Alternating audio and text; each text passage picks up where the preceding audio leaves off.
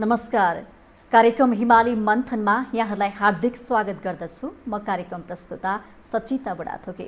आज हामी हिमाली मन्थनमा कोरोनाको कहरले पारेको प्रभाव र अहिलेको वर्तमान अवस्था र यो अवस्थाबाट पहिले जुन हामी अवस्थामा थियौँ त्यो अवस्थामा कसरी फर्किने यसको तयारी लगायतका विषयमा कुराकानी गर्नेछौँ। र कुराकानीको लागि आज हामीले हाम्रो स्टुडियोमा निम्ताएका छौँ होटल एसोसिएसन नेपालका उहाँ हानका सिइओ हुनुहुन्छ टेकबहादुर महतजी। यहाँलाई स्वागत छ। हस्, थ्याङ्क यू। आराम हुनुहुन्छ? आरामै छु म। मैले अघि नै पनि भने यो कोरोनाको प्रभाव के कस्तो परेको छ पर्यटन क्षेत्रमा? हामी कोरोनाकै कहरमै छौँ यति बेला पनि। हो, अब हामीले धेरै ठाउँहरूमा भन्ने गरेका छौँ होटल उद्योग सायद सबै उद्योगहरूमध्ये अत्यन्तै बढी प्रभावित उद्योग हो। अब सामान्यतया होटल एउटा जीवन्त उद्योग हो। अब सधैँ चलिराख्नुपर्ने उद्योग भएको नाताले अब अलिकति थोरै रोकावट आउँदा केही समय व्यवसाय सञ्चालन नहुँदा यसको असर अत्यन्त ठुलो पर्छ। त्यो कारणले अहिले हामी सबै मिडियामा पनि भनिरहेका छौँ, नेपाल सरकारलाई पनि ध्यान आकर्षण गराइरहेका छौँ र विश्वले नै एउटा सकारात्मक रूपमा सोचेको छ कि यसलाई चाहिँ सकारात्मक विभेदबाट केही न केही राहत दिनुपर्छ भन्ने हिसाबले यसले नै पुष्टि गर्छ हामी सबैभन्दा प्रभावित उद्योग छौँ भनेपछि प्रभावितमै हुनुहुन्छ। अहिलेको अवस्था चाहिँ कस्तो छ त? समस्याहरू के देखिया छन्? अब जसरी ग्लोबल पेन्डेमिक कोरोनाले विश्वलाई नै तहसनस गरेको छ, यो मामलामा नेपाल पनि त्योबाट अछुतो रहेन। अब सुरुदेखि नै हामीलाई राष्ट्रबाट जसरी लकडाउन सुरु भयो, त्यो लकडाउनको प्रत्यक्ष रूपमा होटल बन्द भयो। हामीले सुरुमा त यो केही समय होला, केही समय पछाडि फेरि पुनरुत्थान हुन सजिलो होला भन्ने आकलन गऱ्यौँ, तर त्यो रहेन अवस्था। विश्वव्यापी रूपमा यसको असर रह्यो र त्यसको असर नेपालमा अहिले पनि देखिरहेको असर छ। अझै हामी त यो भदौ 1 गतेबाट अन्तर्राष्ट्रिय उडानहरू होलान्, हाम्रा व्यवसायहरू सञ्चालन हुन्छन् होलान्, त्यो हाम्रो आकलन गरिरहेछौँ। तर अहिले बाहिरको परिवेश त्यस्तो देखिएन। हामी अझै झन् सतर्क भएर अझै सुरक्षाका मापदण्डहरू अपनाउनु पर्ने जस्तो देखिया छ। यसले एउटा सुरक्षा पहिलो दायित्व र कर्तव्य हो भन्ने त सबैलाई थाहा भएकै विषय हो। तर त्यसको असर व्यवसायमा पनि देखेपछि जीविकोपार्जनका पनि समस्या, श्रमिकहरूको समस्या, रोजगारदाताका समस्या अनि एउटा सम्पूर्ण अर्थतन्त्र चलायमान बनाउनु पर्ने पनि एउटा अर्को दायित्व पनि त्यत्तिकै थपिएको हुनाले महत्त्वपूर्ण रूपमा अहिले 1, 2, 3 नै भन्नुपर्दा 1 नम्बरमा हामीलाई हाम्रो श्रमिकहरूको अथवा व्यवसायीहरूको स्वास्थ्य सुरक्षा नै पहिलो प्रब्लम देखिया छ। त्यसै गरी दोस्रोमा भन्नुपर्दा होटलहरूमा ठुलो सङ्ख्यामा रहेका श्रमिकहरूको रोजीरोटीको कुरो एउटा समस्या छ भनेदेखि व्यवसायहरूलाई अत्यन्त ठुलो मार परेको छ, किनभने उहाँहरूको आर्थिक अवस्था चाहिँ धेरै डामाडोल भएर गएको अवस्था पनि छ। ती दुईटा कुरा रहे। अब यो दुईटै कुराको असर भनेको चाहिँ राष्ट्रिय अर्थतन्त्रमा पनि देखिँदो रहेछ, जनजीवनमा पनि देखिँदो रहेछ। यो चाहिँ सामाजिक, आर्थिक र राष्ट्रिय समस्याको रूपमा पनि यो सँगै जोड्न मिल्छ। अब यो रोजीरोटी खोसेको छ श्रमिकहरूको, उहाँहरूको यो रोजगार सुरक्षित गर्नको लागि कुनै प्रयासहरू भएको छ? बिल्कुलै। हामी त यो रोजगारदाता र रोजगार कर्मीहरू दुईटै पक्ष, इम्प्लोयर र इम्प्लोइको बिचमा सहकार्य भएर संस्था चल्ने, सङ्गठन चल्ने हुन्छ र यसमा अत्यन्तै ठुलो अरू क्षेत्रभन्दा अझै सङ्गठित, अझै औपचारिक क्षेत्रको रूपमा होटल उद्योग रहेको। होटल उद्योगमा अन्य क्षेत्रको तुलनामा धेरै सेवा सुविधा पनि उपलब्ध हुँदै आएकोले यसलाई चाहिँ एउटा धेरै राम्रो उद्योगको रूपमा अथवा धेरै राम्रो कार्यस्थलको रूपमा पनि आम श्रमिकहरूले लिनुभएको छ, कर्मचारीले लिनुभएको छ। र यही बिचमा जब लकडाउन भयो, अन्तर्राष्ट्रिय उडानहरू अवरुद्ध भए, पर्यटकहरू नआएको अवस्थामा त हाम्रो बिजनेस शून्यमा झऱ्यो, शून्यबाट ऋणात्मकमा गएर अहिले त्यो चाहिँ तह बढेर गएको अवस्था छ। यसलाई कसरी सम्बोधन गर्ने भन्ने बारेमा हामीले होटल सङ्घ नेपालमा गहन छलफलहरू बस्यौँ। विभिन्न तहमा हामीले राज्यका विभिन्न निकायहरूमा, हाम्रा प्रत्यक्ष सरोकार हुने क्षेत्रहरूमा पनि हामीले उहाँहरूलाई अनुरोध गऱ्यौँ यी हाम्रा समस्याहरूलाई सम्बोधन गरिदिनुपर्छ। अब पर्यटनबाट चाहिँ राष्ट्रिय अर्थतन्त्रलाई सबल बनाउने, हैन, राष्ट्रिय समृद्धिको आकाङ्क्षा पनि पुरा हुने भनेको पर्यटन क्षेत्र हो। त्यो माध्यमबाट सरकारले जसरी नारा ल्याएको छ अथवा यो वास्तविकता पनि हो, हामीले त्यो बेलामा एउटै आवाज उठायौँ कि यो दुःखको बेलामा हामीलाई हेरिदिनुहोस्। हिजो हामीले राज्यलाई कर पनि तिरेका थियौँ, सबै अवस्थामा राम्रो हुँदा त हामीले राज्यलाई सहयोग गरेकै थियौँ। तर दुःखको अवस्थामा एउटा लोक कल्याणकारी राज्य अनि राज्य आफ्नो अभिभावक भएको नाताले हामीले विभिन्न निकायहरूमा गएर राज्यलाई ध्यान आकर्षण गरायौँ। भाडाको पनि तिर्न नसकेको कुरा आइरहेछ हो। हामीले अब हाम्रा होटलहरू पनि विभिन्न तहका हुनुहुन्छ। अब पर्यटकीय स्तरकादेखि लिएर हामी 5 तारे डिलक्स होटलहरू हामीसँग हुनुहुन्छ र हामीले सरसर्ती हेर्दाखेरि सुरुदेखि नै उठाएका विषयहरू 3 प्रकारका विषयहरू छन्। एउटा पुराना होटलहरू जसले राष्ट्रको गरिमा बढाउनु भएको छ, उहाँ ऐतिहासिक होटलहरू, हेरिटेज होटलहरू हुनुहुन्छ। उहाँ होटलहरूमा कार्यरत श्रमिकहरू लामो समयदेखि 30औं-35औं वर्षदेखि कार्यरत हुनुहुन्छ भने त्यस्ता होटलहरूमा चाहिँ अहिले आएर सबैभन्दा ठुलो समस्या कर्मचारीहरूको पारिश्रमिक कसरी व्यवस्थापन गर्ने भन्ने विषय हो।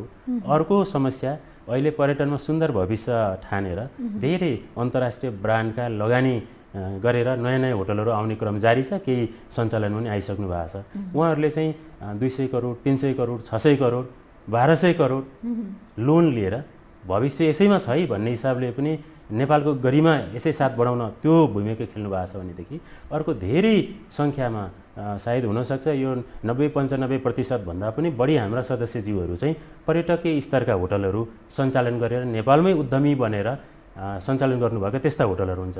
त्यो तेस्रो प्रकारका होटलहरूको चाहिँ भाडामा सञ्चालन हुन्छ अनि भाडा कसरी बेहोर्ने, कसरी सञ्चालन गर्ने भन्ने पनि समस्या छ। यी तीनै तहका प्रमुख समस्याहरूलाई हामीले सम्बोधन गर्नको लागि सरकारले यहाँको मागहरूलाई सम्बोधन गरेको छ कि छैन? कस्तो प्रतिक्रिया पाउनु भएको छ? सरकारको तर्फबाट केही विषयहरू सम्बोधन भएका छन्, राहतहरू आएको छन्, हामीले नआएको भन्न मिल्दैन। यो बिचमा चाहिँ बजेटमा केही विषय आए, त्यसलाई हामीले त्यति ठुलो उत्साहप्रद लिन सकेनौँ। तर यो मौद्रिक नीति आयो, त्यसले निकै ठुलो उत्साह हामी बिचमा पनि छर्न सक्यौँ। यी बिचमा अन्य नीति, कार्यक्रम, योजनाहरू पनि आएका छन्। हामी सन्तुष्ट नै छौँ तीसँग।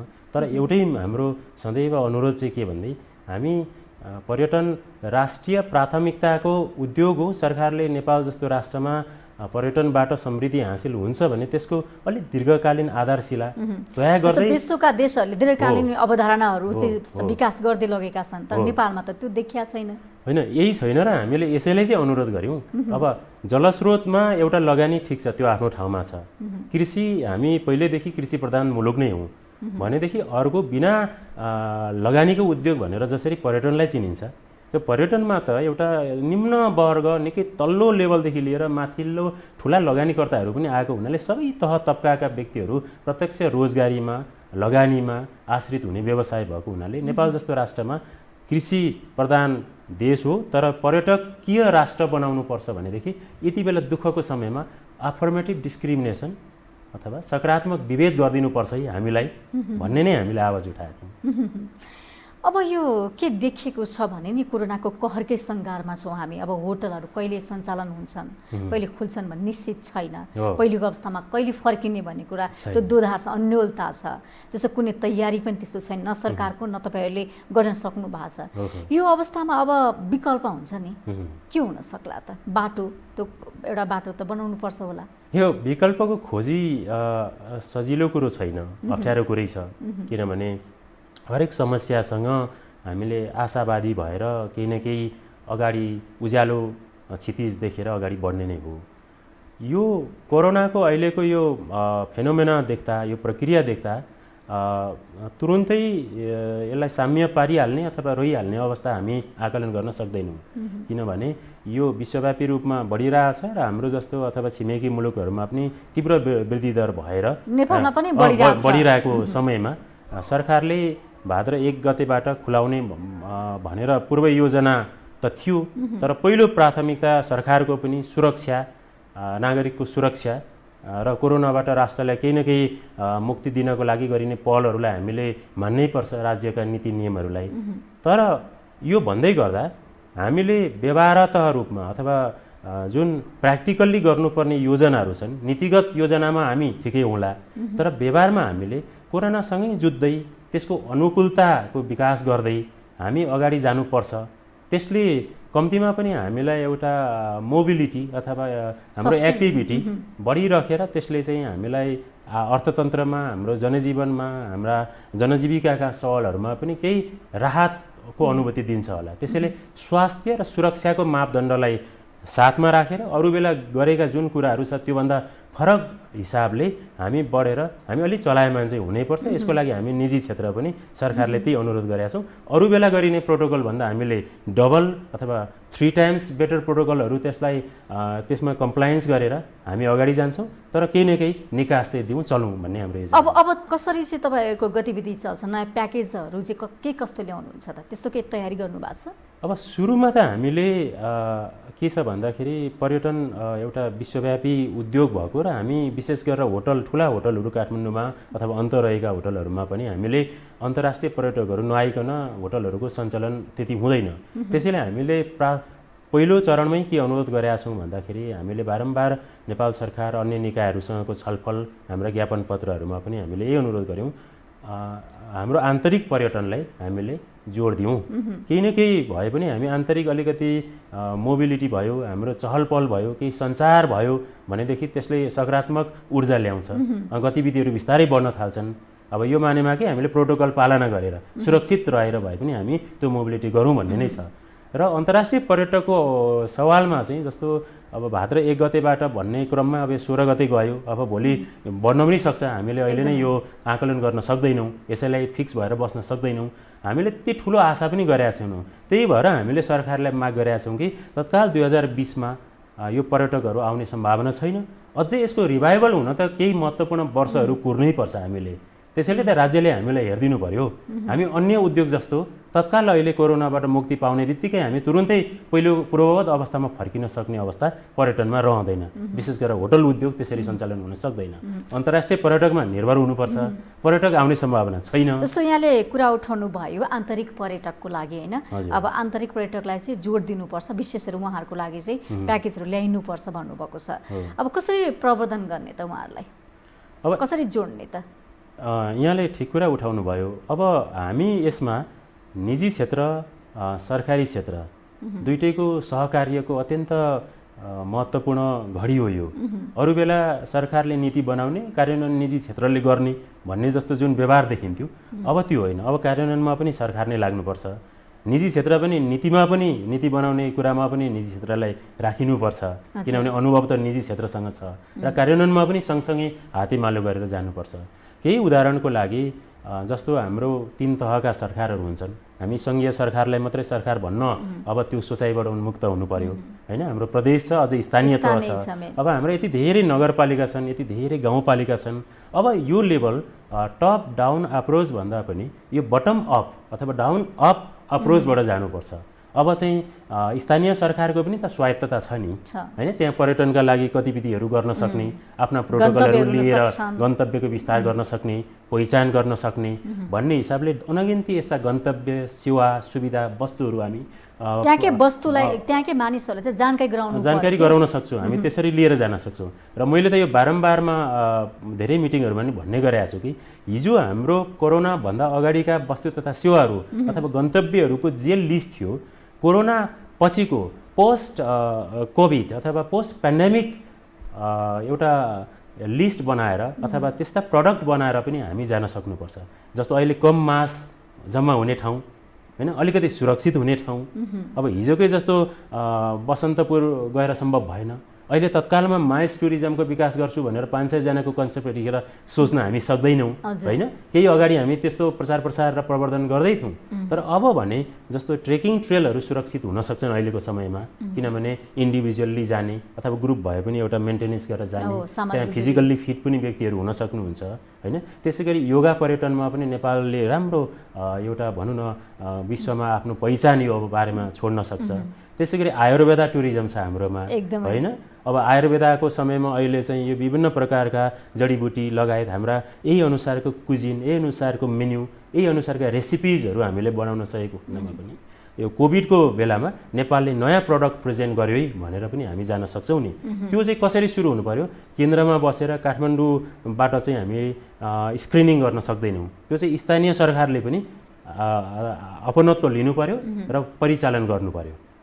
यस्ता केही विषयहरू सहकारी समन्वय चाहिँ अलिक कम भएको हो कि जस्तो देखियो यहाँ। हुन त अब सरकारको पहिलो दायित्व सुरक्षा, शान्ति सुरक्षा, अहिलेको कोभिडलाई नै कसरी चाहिँ नेपालमा बढ्न नदिने भन्ने बारेमा लागेको छ होइन। तर पनि यो यही बेलामा हामी के अनुरोध गर्न चाहन्छौँ भने यसका साथसाथै होइन चलायमान त हुनै पर्यो होइन। जीवनको गति रोक्न त सकिँदैन हामीले, त्यसैले गति बढाउनको लागि धेरै अगाडि जान नसके पनि बिस्तारै अघि बढ्ने श्रृङ्खला र त्यो क्रम भने हामीले अगाडि लिएरै जानुपर्छ। र त्यसको लागि मेरो आफ्नो व्यक्तिगत धारणा चाहिँ के छ भन्दाखेरि सधैँ सङ्घ अथवा केन्द्रले गर्न सक्दैन, यतिखेर प्रदेश लेभलबाट यतिखेर स्थानीय निकायहरूबाट चाहिँ पर्यटनका लागि के कस्ता प्याकेजहरू हुन सक्छन् हामी निजी क्षेत्रसँग सहकार्य गर्दै अगाडि बढ्नुपर्छ। यो सरकारको नै दायित्व हो पहिलो। जस्तो पर्यटकले के मन पराउँछन् के मन पराउँदैन भन्ने खोज अनुसन्धान पनि गर्नु पर्यो नि त हामीले, त्यसमा पनि ध्यान दिनु पर्यो। एक्ज्याक्टली हिजो हामी जसरी चुक्या जस्तो देखिया छ कि हिजोकै बेलामा पनि हाम्रो marketing strategy, promotional strategy conventional strategy हो। हामी नेपाल र भुटानको तुलना गर्छौँ, नेपाल जस्तै श्रीलङ्काको तुलना गर्छौँ, नेपाल र क्याम्बोडियाको तुलना गर्छौँ। हाम्रै जस्तो राजनीति अथवा द्वन्द्व अथवा यही अनुसारको परिवेश खेपेर धेरै मुलुकहरूको हामी कुरा सुन्छौँ नि। किन भन्दाखेरि यो जति एक्सन ओरिएन्टेड भएर लाग्नुपर्ने हो, जति प्रायोरिटी हुनुपर्ने र जति इम्प्लिमेन्टेसन इफेक्टिभली हुनुपर्ने हो त्यो हिजो पनि हुन सकेको थिएन। अब यही कुरालाई अहिले जोड्दाखेरि कन्भेन्सनल वे अफ प्रमोसन हिजो टिकेन भनेदेखि आज त कोभिडको बेला छ।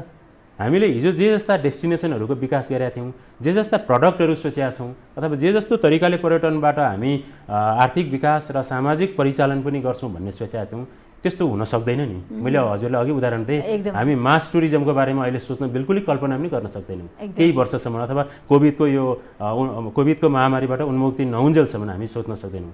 तर यस्तो बेलामा हिजो विकास नभएको योगा टुरिज्मको विकासमा अझै बढी योगदान दिन सक्छौँ, आयुर्वेदा टुरिज्ममा अझै बढी योगदान दिन सक्छौँ। हाम्रा हिमाली आइसोलेटेड पार्टहरूमा यस्ता सञ्चालन गरेर पर्यटकलाई ती पार्टहरूमा हिजो नपुगेको ठाउँहरूमा लगेर हामी नयाँ प्रडक्ट र नयाँ वस्तुहरूको परिचालन गर्न सक्छौँ होइन। तर नयाँ नयाँ गन्तव्यहरू हाम्रो खोजिरहेछौँ क्या हामीले, थुप्रै छन् नि त। हजुर हजुर।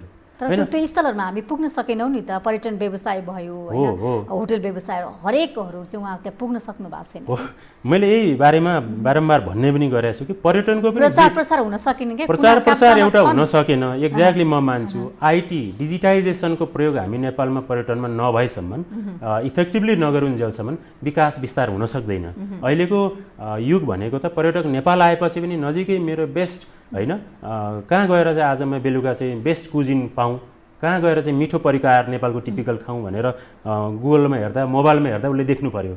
यहाँ आउँदाखेरि मसँग 4 घन्टा समय छ नेपालमा बस्ने, 4 घन्टा पछि म एयरपोर्ट पुग्दा हुन्छ, तर कुन नजिकको ठाउँमा पुगेर म त्यता लागौँ त भनेर 4 घन्टा सदुपयोग गर्ने उसको समय पनि आवश्यक छ। त्यस्तो तुरुन्तै हामीले प्रशस्त र पर्याप्त यस्ता डिजिटल माध्यमबाट यस्ता विज्ञापन हामीले हाम्रा भएका ठाउँहरू छन् तर तिनीहरूको विज्ञापन गर्न सकेन एउटा कुरो, यो एउटा महत्त्वपूर्ण विषय भयो। त्यसैले डिजिटाइजेसनमा व्यापक क्रान्ति गर्नुपर्छ, त्यो मार्फत पर्यटनको पनि विविधीकरण हुन्छ।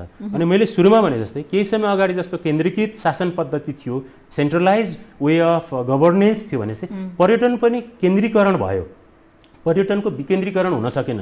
र मैले यहाँलाई केही समय अगाडि भनेकै सङ्घबाट होइन स्थानीयबाट माथि आउनुपर्छ भनेकै विकेन्द्रीकृत रूपबाट पर्यटन अगाडि बढ्नुपर्छ। जनप्रतिनिधिले पनि चासो देखाएको जस्तो देखिएन नि, किन उहाँहरूसँग तपाईँले कुरा राख्नु नभएको हो कि के हो खास?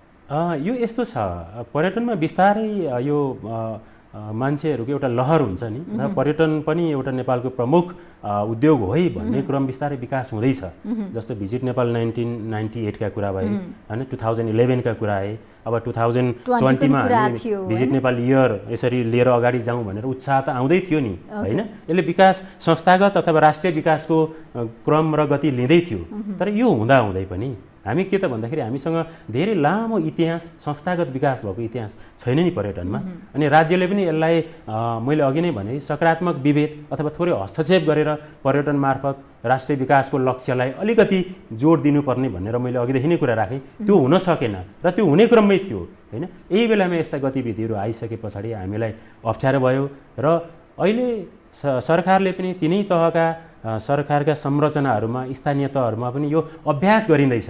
किनभने अहिले नै सबै कुरा भएन भनेर हामीले भन्न पनि मिल्दैन। त्यहाँ पनि धेरै पर्यटनमा बुझेका जुझारु प्रतिनिधिज्यूहरू हुनुहुन्छ अथवा स्थानीय सरकारमा आबद्ध सदस्यज्यूहरू हुनुहुन्छ।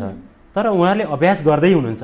तर त्यो अभ्यासको क्रमलाई चाहिँ कहिलेकाहीँ हुन्छ नि त्यो बढोत्तरी गर्नुपर्छ, त्यसलाई चाहिँ अभिवृद्धि गर्नुपर्छ। एउटै पेसमा हिँडेर हुँदैन, कहिलेकाहीँ चाहिँ भनौँ न 2-4 पाइला चाहिँ फर्किनु पनि पर्छ र यसमा चाहिँ अलिकति कमजोरी हुनसक्छ र त्यसलाई गर्नु नै अहिलेको आवश्यकता हो।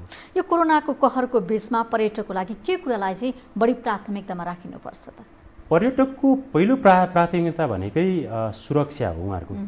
किनभने हामीले गरेका विभिन्न रिसर्चहरूले पनि देखाउँछ कि यदि हामी कुनै ठाउँ जान्छौँ, हामी स्वयं अथवा पर्यटक नेपाल आउनुहुन्छ भने पनि उहाँहरूले पहिलो हेर्नुहुन्छ कि how secure and how safe I am, म कति सुरक्षित छु र म त्यो ठाउँमा जाँदाखेरि मलाई कुनै ह्यासल हुन्छ कि हुँदैन, म सुरक्षित रूपमा फर्किन आउन सक्छु कि सक्दिनँ भन्ने नै पहिलो मापदण्ड हो अन्तर्राष्ट्रिय रूपमा। त्यस पछाडि दोस्रो पर्सनल इन्ट्रेस्ट हो, कुन प्रकारको पर्यटक हो। जस्तो हलिडे मेकिङमा आएको पर्यटक हो भनेदेखि होइन एम्युनिटिज अथवा इन्टरटेनमेन्ट अथवा उहाँको रमाइलो कसरी प्राप्त गर्न सकिन्छ होइन, एस्थेटिक पोइन्ट अफ भ्यूबाट त्यो प्लेजर सिकिङ टुरिस्टलाई हामीले त्यसरी नै बेस्ट अप्टिमम लेभलको सेटिस्फ्याक्सन दिनुपर्छ।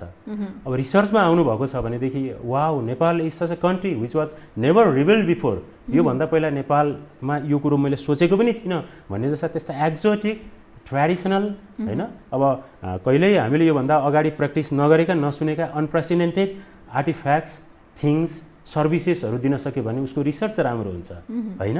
अब ट्रेकिङमा जाने नेचुरल ब्युटीकै लागि आएको छ भनेदेखि उहाँले नेपालमा एक्सपोज गरिएका भन्दा अनएक्सपोज्ड भर्जिन हिडन ट्रेजर हाउसेसहरू छन् जुन हाम्रा, त्यस्ता हाम्रा ती सम्पत्तिहरूलाई पनि हामीले प्रदर्शित गरिदिनुपर्छ। अनि किनभने उहाँको अप्टिमम युटिलिटी भन्छ नि, आदर्श उपयोगिता त्यो बढ्छ र त्यो माउथ टु माउथ प्रमोसनमा विदेशमा जाँदा उहाँले नेपाल मैले सोचेको भन्दा पनि राम्रो पाएँ भन्ने फिलिङ आउँछ। जस्तो कि मानौँ अहिले कोरोनाको कहरको बिचमा त हाम्रा पर्यटकहरू स्वदेशी पर्यटकहरू त विदेश पनि घुम्न गएको हामी देखेका छौँ, तर उहाँहरूलाई यिनै राख्नको लागि भनौँ न नेपालमै लोभ्याउनको लागि त्यस्ता आकर्षित प्याकेजहरू त ल्याउन जरुरी छ। यसको लागि अब के गर्नुपर्छ त? यो धेरै सुन्दर प्रश्न हो। पछिल्लो समयमा ग्लोबलाइजेसनले नेपालीहरूलाई पनि अलिकति छुट्टी भयो भने विदेश जाने नेपालमा नघुम्ने त्यो एउटा ट्रेन एकदमै बढेर गएको ट्रेन थियो। अब अहिलेको यो पेन्डेमिकले एउटा हामीलाई पनि लेसन एउटा पाठ चाहिँ के सिकाएको छ भन्दा अहिले हामी विदेशबाट पनि धेरै पर्यटकको आशा गर्न छोडिसकेका छौँ होइन। अब किन त भन्दाखेरि आफ्नै देश सुरक्षित छैन भन्ने हो भने नेपाल कति सुरक्षित होला भन्ने एउटा मान्छेले विशेष गरेर पर्यटकले सोच्नुहुन्छ, त्यो स्पष्ट भन्नु हामीले आवश्यक छ होइन। त्यस कारणले गर्दा हामीले बाह्य पर्यटकको बारेमा त्यति धेरै नसोचे पनि हामीले हाम्रै विदेशीतिर लाग्ने पर्यटकहरू अथवा नेपाली आउटबाउन्ड टुरिस्टहरूलाई नेपालमा राख्नको लागि उहाँहरूको टेस्ट अथवा उहाँहरूको पर्पस अफ भिजिट अथवा किन जानुहुन्थ्यो भन्ने बारेमा एउटा अनुसन्धान गर्नु, रिसर्च गर्नु अत्यन्तै आवश्यक छ।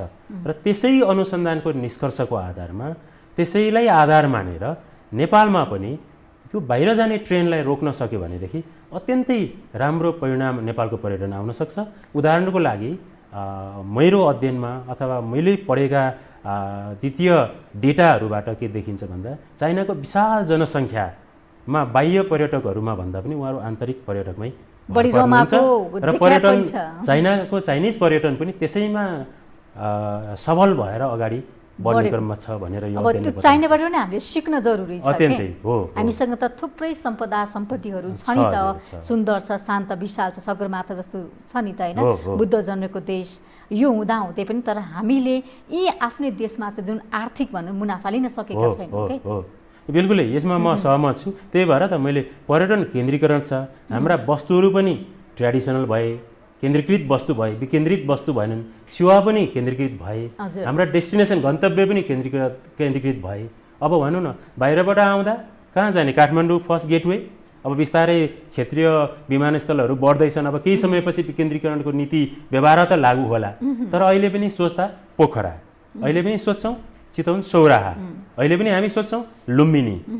अब भनौँ न यो बाहेक अन्य क्षेत्रमा कति विकास गर्यौँ त हामीले भनेर इन्टर्नलाइज गर्नु अनि हामीले हाम्रा पर्यटकीय उपजहरूको पर्यटकीय गतिविधि र गन्तव्यको विविधीकरण र विस्तार गर्न सक्यौँ त भन्ने विषय पनि यो प्रश्न आउँछ नि त हैन ज्वलन्त उदाहरण र यसैमा प्रश्न पनि सामेल छ। अब यो कोरोनाको यो जुन सङ्घारमा छौँ नि हामी सङ्घर्ष गरिरहेका छौँ, यो पर्यटन क्षेत्र उठाउनको लागि उकास्नको लागि एउटा कडी चाहिँ के हुन सक्ला त? अब यसको त्यस्तो कुनै म्याजिक स्टिक अथवा पनासिया रामबाण छैन, किनभने पर्यटक भनेको यो सबैको सामूहिक अभ्यासबाट, अनुभवबाट, प्रयत्नबाट गरिने एउटा यात्रा हो अथवा यो एउटा अभ्यास हो हैन। अब अन्तर्राष्ट्रिय पर्यटकहरू आउनुहुन्छ, हाम्रो पहिलो अनुभव first impression Tribhuvan international airport अथवा हाम्रो विमानस्थलबाटै सुरु हुनु पर्यो। त्यही सुरक्षित महसुस है भन्ने वातावरण दिन सक्नु पर्यो। भोलि त्यहाँ आउँदै त्यहाँ हाम्रो चाहिँ कोभिड सम्बन्धीका त्यो खालको टेस्ट हुन नसकेको खण्डमा, त्यो खालको चाहिँ आश्वासन पर्यटकहरूले लिन नसकेको अवस्थामा उहाँहरूमा एक प्रकारको मनोवैज्ञानिक असर पर्छ र हामीले चाहिँ उहाँलाई चाहिँ नेपाल सुरक्षित रहेछ है, नेपालले चाहिँ हामीलाई जस्तो हाम्रो देशमा थियो त्यही अनुसारको र अझै त्योभन्दा पनि बढी सुरक्षात्मक प्रावधान गरेको रहेछ भन्ने चाहिँ विश्वसनीयता अथवा विश्वसनीयताको वातावरण तयार गरिदिनुपर्छ हैन। त्यो नै पहिलो कडी हो। त्यसैले हाम्रा मापदण्ड सरकारले ल्यायो, मापदण्ड घुम्न सक्ने वातावरण राख्नु पर्यो। त्यसैले मापदण्डको हामीले त्यसको पालना गर्नु पर्यो र मापदण्डलाई अत्यन्त महत्त्वका साथ सुरक्षालाई पहिलो ध्यानमा राखेर हामी अन्य गतिविधितिर लाग्नुपर्छ। हस्, हाम्रो निमन्त्रणा स्वीकार गरेर आइदिनु भयो, धेरै धेरै धन्यवाद। हस्, थ्याङ्क यू सो मच। मलाई पनि यहाँसम्म निमन्त्रणा गरेर अहिलेको अवस्थामा यो अवसर दिनुभयो, सबैलाई धेरै धेरै धन्यवाद। नमस्कार। हस्, मैले कार्यक्रम हिमाली मन्थनबाट बिदा लिने बेला भइसकेको छ। यो हो टेलिभिजन हेर्दै गर्नुहोला। नमस्ते।